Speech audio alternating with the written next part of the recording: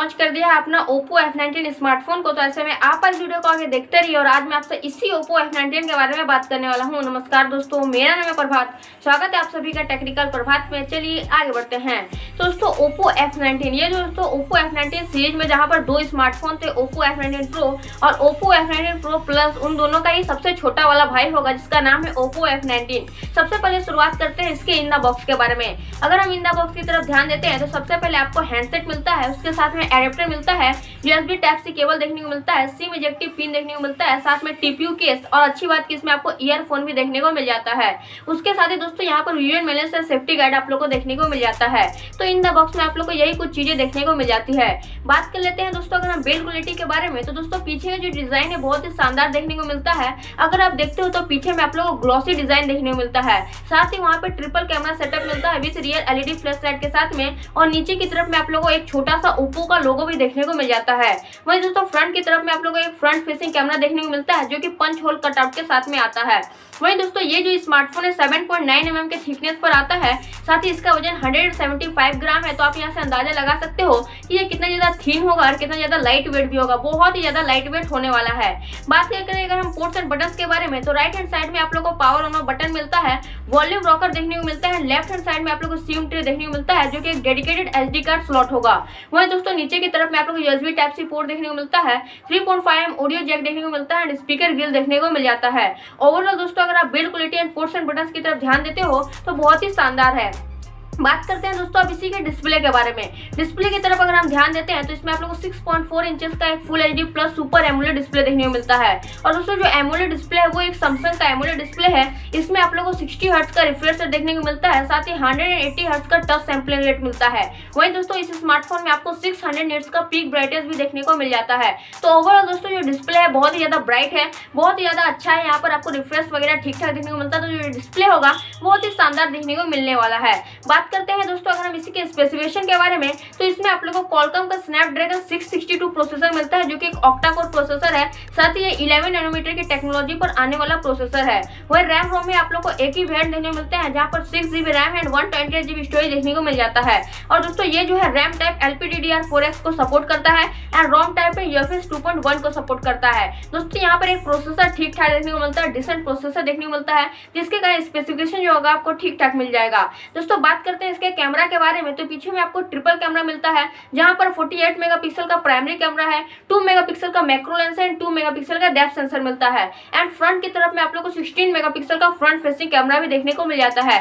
और दोस्तों कैमरा के मैं कुछ पिक्चर्स आपको स्क्रीन पर दिखा रहा हूँ, मुझे नीचे कमेंट करके बताइएगा कि आपको ये पिक्चर्स कैसे लगते हैं। लेकिन ओवरऑल दोस्तों जो कैमरा की क्वालिटी है बहुत ही शानदार आ रही है। वही दोस्तों वीडियो रिकॉर्डिंग की बात कर ले तो यहाँ पर एक बहुत ही शानदार है, इसमें आप रियर कैमरा से 180p में वीडियोस को 30 fps में शूट कर पाओगे एंड फ्रंट कैमरा से आप 180p में वीडियोस को 30 fps में इजीली शूट कर पाओगे। तो यहाँ पर कैमरा एंड वीडियो रिकॉर्डिंग बहुत ही शानदार है। दोस्तों बात करते हैं अब इसी के बैटरी के बारे में। दोस्तों इसमें आप लोगों को 5000 mAh की बड़ी बैटरी देखने को मिलती है, जिसमें आप लोगों को 33 वाट का फास्ट चार्जिंग का सपोर्ट भी देखने को मिलता है।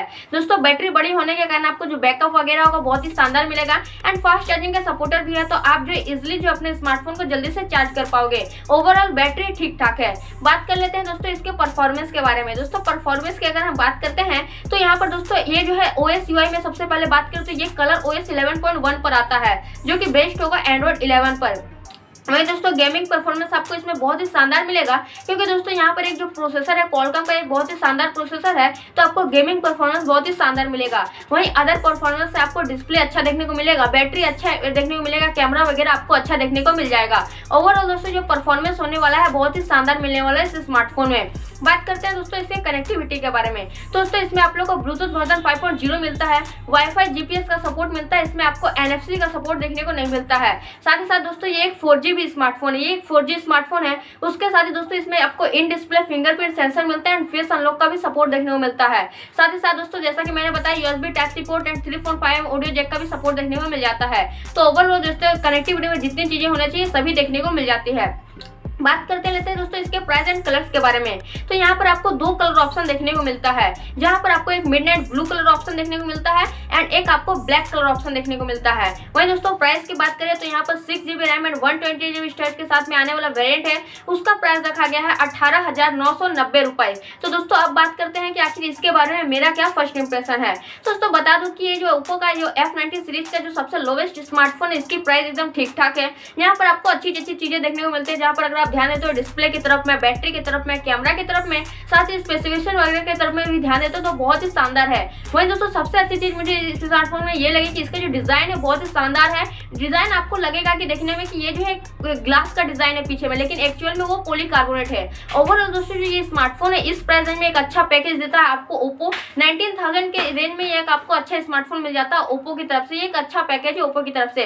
तो मेरे हिसाब से ये जो स्मार्टफोन है बहुत ही शानदार है। लेकिन आपको क्या लगता है स्मार्टफोन के बारे में मुझे नीचे कमेंट करके जरूर बताइएगा, और आपको स्मार्टफोन की प्राइस कैसे लगी वो भी मुझे नीचे कमेंट करके जरूर बताइएगा। तो यही है ओप्पो F19 की पूरी कहानी। मुझे उम्मीद है कि वीडियो जरूर आप लोगों को पसंद आया होगा। तो दोस्तों बस फ्लैश वीडियो में इतना ही, देखने के लिए आपको बहुत बहुत धन्यवाद। उम्मीद है वीडियो आपको पसंद आया होगा। अगर आपका कोई भी कोई सुझाव हो तो आप हमें कमेंट करना मत भूलिएगा, और अगर आपने अभी तक वीडियो को लाइक और शेयर नहीं किया तो लाइक भी कर दीजिए, शेयर भी कर दीजिए, और चैनल को सब्सक्राइब करना बिल्कुल भी मत भूलिएगा, क्योंकि मैं आपके लिए रोजाना ऐसे वीडियो लेकर आते रहता हूँ। मिलते हैं अगले वीडियो में, तब तक के लिए keep sharing and keep supporting.